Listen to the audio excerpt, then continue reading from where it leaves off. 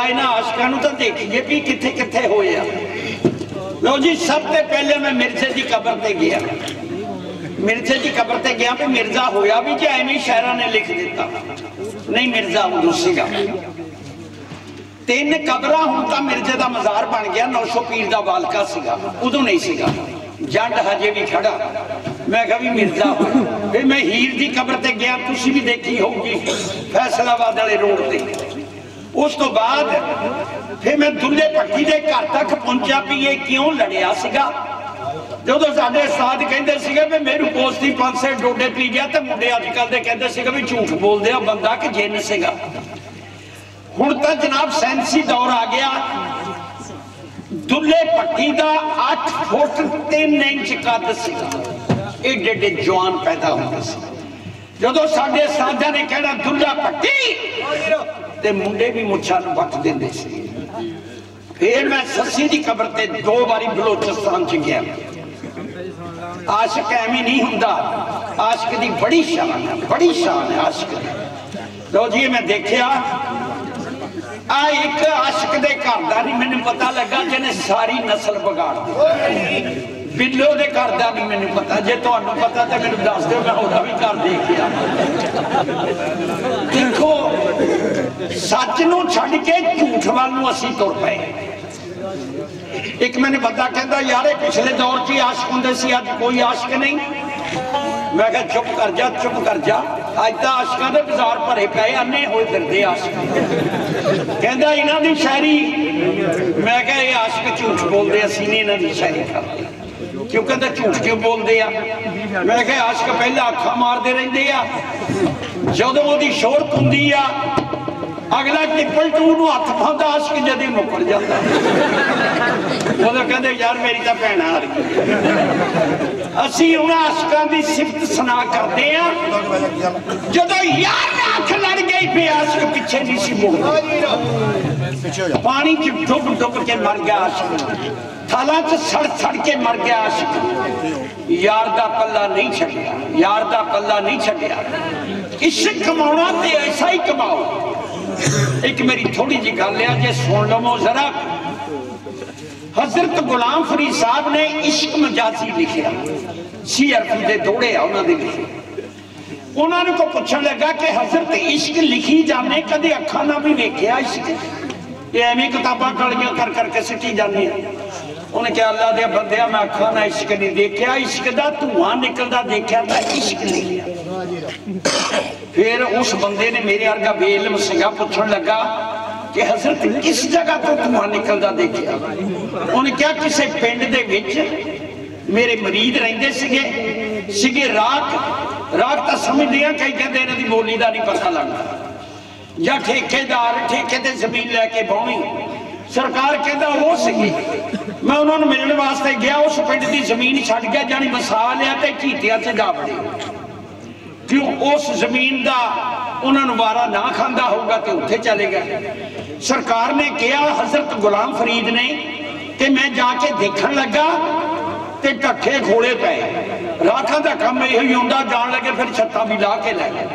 सरकार ने कहा बंदा परिंदा उत्थे कोई नहीं। जिथों इश्क मजाजी लिखिया हजरत गुलाम फरीद साहब ने इश्क मजाजी लिखिया, देखन लगा पीछे मुड़िया, इन्ना क बच्चा एक ढट्ठे खोए दे आले दुआले गेड़े कढ़दा फिरदा, गेड़े कढ़दा। सरकार ने कहा भी इत्थे बंदा ही कोई नहीं, आ की बच्चा करन दे आया?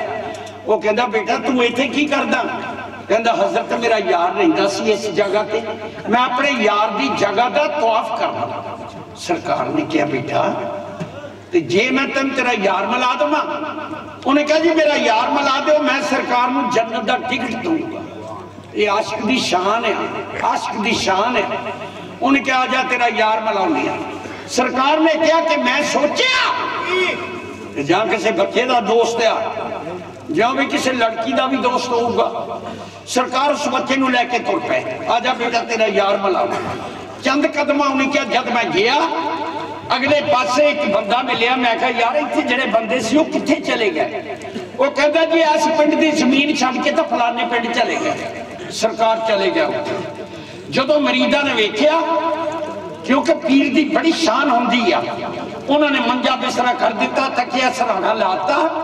इस तरह सरकार सराहने वाले पासे बैठे, लड़का पौंदी वाले पासे बैठा। औरतां भी सलाम करके गई, बच्चे सलाम करके गए, मर्द सलाम करके गए। सरकार ने उस लड़के ने पूछा, बेटा तेरा यार तेरे सामने आया? उन्हें कहा, हजरत मेरा यार नहीं मेरे सामने आया। फिर सरकार ने पूछा कि कोई ऐसा मरीज भी है मेरा जेड़ा मेरे पास नहीं आ सकिया? कहते जी एक मरीज है, वो नहीं आ सकिया। वो क्यों नहीं आया? ओदी लड़की सरकार बहुत बीमार है, ओदा पैगाम आया, स्नेहा आया कि सरकार शाम का खाना साडे घर खान, नाले मेरी बच्ची के हक च को अल्लाह तौबा कर। सरकार ने कहा जो शाम का वक्त होया मैं उस लड़की के घर चला गया। जदों दरवाजा पास किया, जो उन्होंने कहा मैं दरवाजा पास किया, उदों कुछ नहीं वेख्या। जो उस बच्चे ने दरवाजा पास किया तो बच्ची उठ के बह गई। धी वाले ने कहा सरकार का कदम मुबारक ऐसा आया, मेरी बेटी की शफा हो गई। वही बेटी अस्ताबे लोटे च पानी लैके हाथ धोआन आई। पहले सरकार के हाथ धोए सौके यार, पहले सरकार के हाथ धोए। जो लड़के के हाथ धोआन लगी, लड़की उधर फुड़ के डिपी, लड़का उधर डिपया। इश्क का धुआं लोटे विच नहीं निकलता देखा। सरकार ने कहा भी आशिक पूरे ला जी, उस बच्चे नूं भी उस बच्ची नूं भी दफन कर दिता। तैये दा खत्म दुआ के सरकार उन्होंने क्यों? ये जनाब हदीस भी आ, नबी नूं मौत नहीं, पैगंबर नूं मौत नहीं, वली नूं मौत नहीं, वली नूं मौत नहीं, शहीद नूं मौत नहीं, होवे आशिक ते आशिक नूं भी मौत नहीं। ये हजरत गुलाम फरीद साहब ने लिखा है कि आशिक होवे ते आशिक नूं भी मौत नहीं। उन्हें कहते ये दा खत्म दुआ के सरकार उस लड़के की कब्र से चले गए। बेटा मैं तेन तेरा यार मिलाया सीगा, तुसी अपना वादा नहीं पूरा किया। लड़के ने कोई जवाब नहीं दिता, कोई जवाब नहीं दिता। लड़की ने कब्र तो बाहर कट के कहा हजरत है लो जन्नत दा टिकट। उन्हें कहा बेटा तेरे पासों नहीं इस लड़के पासों लेना, ये मेरा वादा। लड़के ने आवाज दी कि हजरत एक जन्नत दा टिकट जे मैं अपने हाथ ना पेश करदा तो मेरे यार दी तौहीन है, मेरे यार दा मुल नहीं पूरा पैंदा। इत्थों किसी ने लिखिया भुल जानिया किसी दे नाल प्यार ना करी, तेरा कोई नहीं किसी दा अतबार ना करी। फिर दूए शायर ने लिखिया नहीं झल्ला साहब, भुल जानिया किसी दे नाल प्यार चाहिदा, विच हशर दे मैदान दे भी यार चाहिदा। यार तो बाद इत्थे भी गुजारा नहीं ते अगले पासे भी नहीं।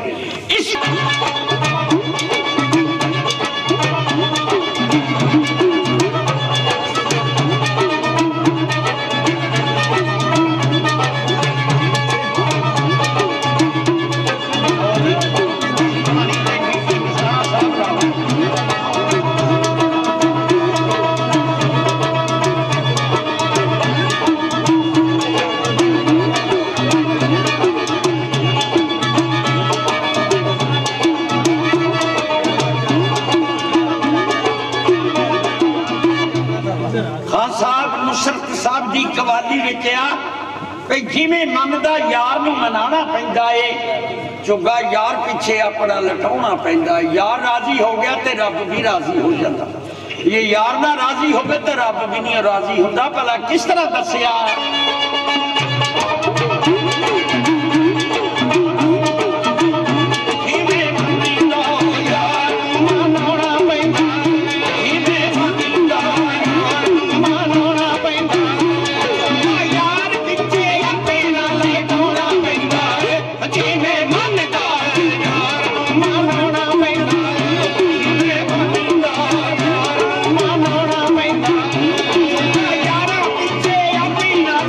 Oh